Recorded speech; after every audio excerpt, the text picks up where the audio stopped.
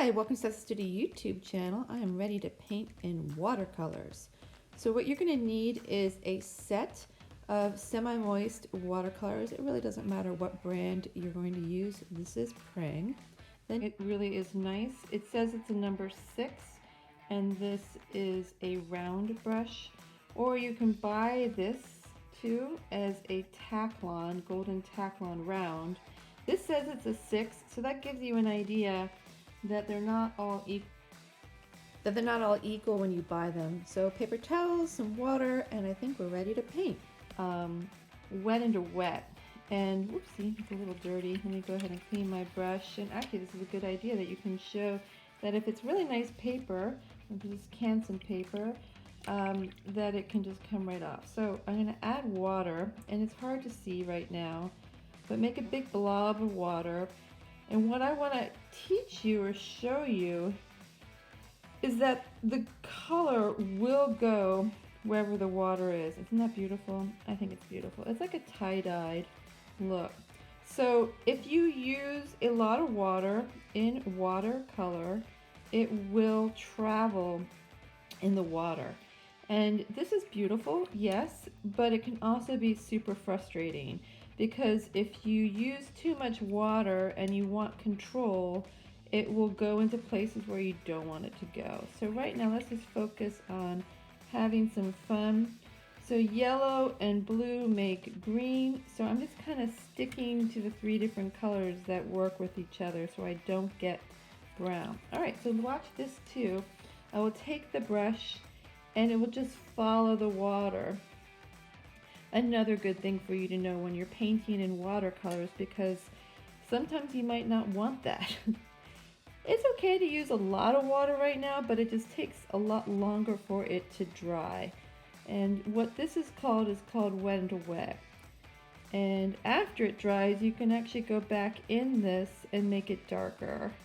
So you can literally start all over again, the same process. So I'm going to twirl my brush and touch.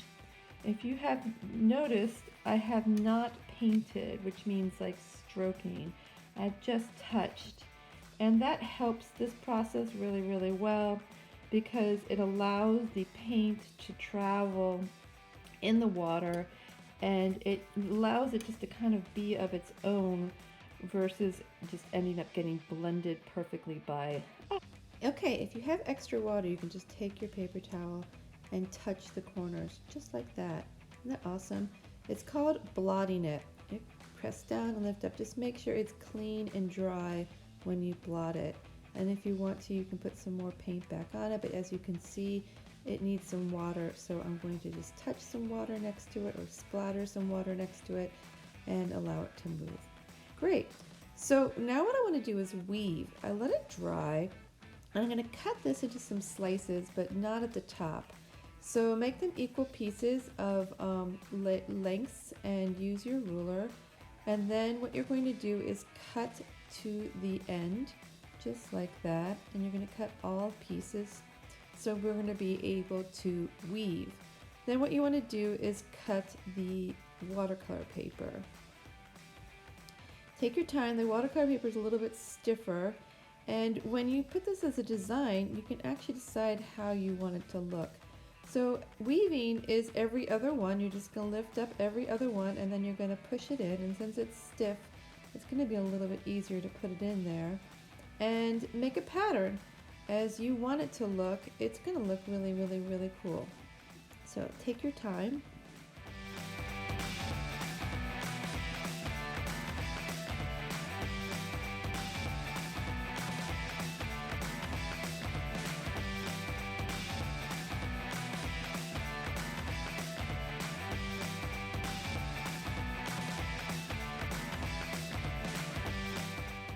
Okay, what I want to do is cut this into a different shape. I thought like an egg shape would be kind of cool, or an oval. It's up to you. You can just leave it like that.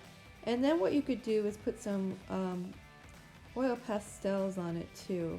I would glue down some little pieces on the edge just so that it looks kind of cool. Well, thanks for tuning in, liking, subscribing to my YouTube channel. This is weaving.